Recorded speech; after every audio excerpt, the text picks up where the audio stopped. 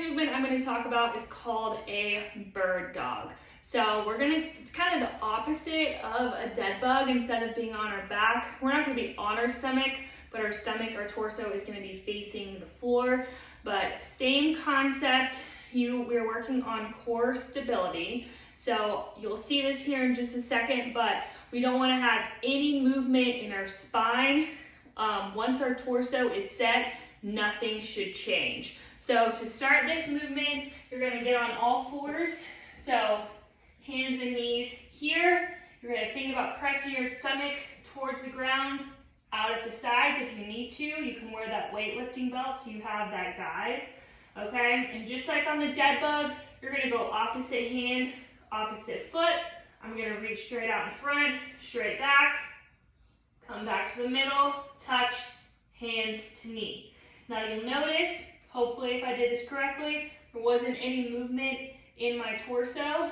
So once my torso is set, back nice and flat, stomach pushed out at the sides and towards the ground, everything is going to stay still.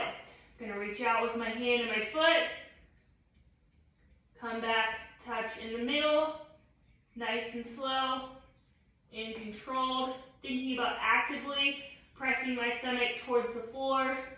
And now at the sides, once I do a few reps on that side, I will then switch sides, same thing, nice and slow. I'm not curving my back, I'm not hyperextending my back, keeping my core braced, stomach pressed towards the floor, bracing my core, and then focusing on reaching with my hand and my foot and not moving anything in my torso.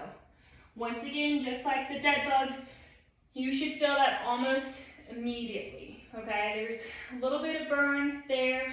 There should not be any movement in the middle, in the torso. Then that's how you know that you're doing it incorrectly.